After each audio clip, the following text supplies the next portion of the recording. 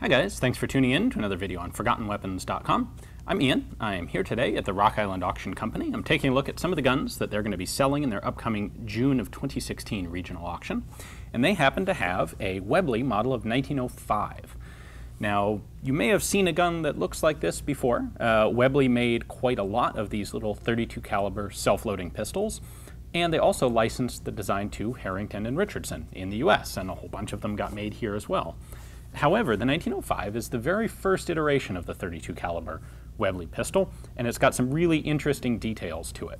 They simplified this pistol quite a bit by the 1908 model that was the common one, and I thought it'd be really cool to check out the original design of this 32. So the designer here was a guy named William Whiting. He had worked for the Webley company for a very long time. He basically worked for Webley for his entire career, starting off as an apprentice gunsmith and working his way all the way up to becoming an arms designer for them. In fact, Whiting was responsible for all of the Webley self-loading pistols. Now, his first major one was designed in 1904, and that was for the 455 service cartridge. It was a massively huge pistol. It used a pretty complex locked breech system, and it was Whiting and Webley had hoped to get Royal military contracts for it in England. Now, it didn't. You can check out my previous video on the 1904 Webley if you're interested. But the aftermath of this testing was, well, you know, we've put a lot of development into semi-auto pistols. This went nowhere, but around this time we've got a surging interest in civilian 32 caliber and also 25 caliber self-defense pistols. These things are really taking off on the continent. John Browning's Model 1900 was a particularly popular gun, and Webley figured, you know, maybe we can translate some of our self-loading pistol experience into a little civilian market 32 and make a whole ton of money on them. So Whiting scaled his pistol down and made some redesign, and because this is now in 32 ACP, it could be a straight blowback pistol. He was able to just scrap the entire locked breech system because it was unnecessary, and came out with the model of 1905. Now, this proved to be a reasonably popular gun. There were only 300 of them made in 1905, but by the end of 1906, they'd made about 3,000. And sales continued decently until they came out with a revised, simplified version in 1908. And that gun proved to be Webley's best-selling self-loading pistol ever. As I said, there were a lot of interesting mechanical features to this gun, really much more than was strictly necessary. So why don't we go ahead and take a closer look at those. So let's start with a few of the basics here. We have the markings. This is an extremely early gun, and all of these markings were actually hand engraved, including the Webley and Scott Flying Bullet logo. See, of course, Webley and Scott Limited, London and Birmingham, and it's a 7.65mm, aka 32 ACP, automatic pistol. On the other side, we have no markings, but we do have a proof mark and serial number. This is, in fact, serial number 16. So one of the very first ones. That explains why it's all hand marked. Now, this is a blowback action. So we have an external hammer here. We'll go ahead and cock that. And then when you fire, slide comes back, ejects the empty case, chambers a new one, ready to fire again. Pretty simple, right? Single action only. So you have to cock the hammer before you fire. Now, the safety on this is specific to the model of 1905. And what we have here is basically a sort of a decocker, actually. You cock the hammer and then push this safety, and it snaps the hammer into the half-cock position. So now the trigger does nothing. The hammer won't go forward. This is considered the safe position. And to disengage the safety, all you have to do is cock the hammer back to its ready-to-fire position. And then you're ready to go, like so. Now, the barrel on these guns is interesting. So this is a feature that was excessively complex. It really wasn't necessary, but it's a really neat idea. And it shows some of what Whiting's thought process was. He wanted to minimize, well, sort of minimize felt recoil and minimize wear on the gun and make it as durable and long-lasting of a pistol as possible. So he designed this where the barrel can actually slide at just a millimeter or two forward and backward. So what would happen is when you cycled the gun, this sleeve on the back of the barrel stopped the slide. There's a shoulder inside the slide that hits the back of the barrel and stops it. However, the barrel could move about a millimeter backwards, and the trigger guard here acted as a big compression spring.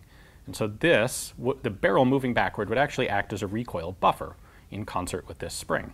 And then the same thing would happen when the slide went forward. The barrel would push back into position forward and be buffered by the other end of this trigger guard spring. Now, the barrel in this particular example is very tight. It will move, but requires some persuasion. So I can't really show you that. However, what I can do is go through the basic disassembly, which involves, here it comes, you actually have to grab the trigger guard and pull it out. And this end will compress when you do so. There we go. So that is the buffer spring that compresses just slightly when the barrel moves forward and back.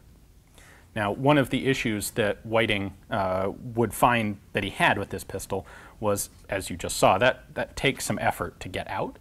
And Whiting himself was a large man and a very fit and strong man, and he had no problem doing this at all. But it turned out a lot of other people complained that it was too hard. So one of the things they would change in the model 1908 is they'd get rid of this, change that feature. Now, one of the other cool features here is the mainspring. Let me go ahead and take the grip panel off. Typically on semi-automatic pistols, you'll find a recoil spring above or below or wrapped around the barrel. Whiting did not do that. So the mainspring is actually this V-spring, and it acts via this lever on the slide. So you can see as I pull the slide back, it pulls this lever acts on the spring. That's what's putting tension on the slide. By the way, if you take one of these apart, be very careful that these two pieces stay in place. This spring has a little pin on the bottom that holds it into the frame, and then of course this is pivoting around that grip screw escutcheon. If you're not careful, these two pieces will go zinging off across the room, and they're kind of obnoxious to get back on. So I'm going to go ahead and put the grip panel back on so that they don't come out on me. This sight picture on these is a bit interesting because you've got a decent sight, but you've also got these two big wings on the side of the sight in conjunction with this cutout for a very large extractor that give you a gripping surface for cocking the gun and working the action. That would change as well. So why don't we take a quick look at the model of 1908 here, which is the simplified version of the 1905. And this is what really sold like hotcakes. So first major change, the safety. They got rid of this half-cock hammered safety arrangement and replaced it with a lever on the side of the gun. So now that's my safe position, disconnects the trigger, that's ready to fire. It's a better safety. It's simpler, it's more effective. I mentioned that the trigger guard mechanism was changed. What they did on the 1908 was just leave it's permanently connected up here, and it's just a piece of spring steel that pivots down there, which then allows the barrel to come out the front. So you can see there's a little catch there where the trigger guard holds onto the barrel.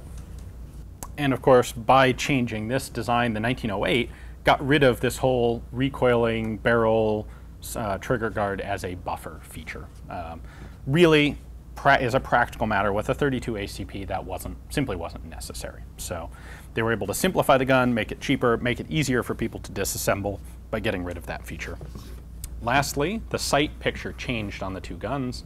You can see they got rid of these extra wings around the rear sight. Sight picture actually got smaller. Now you just have a channel in the top of the slide.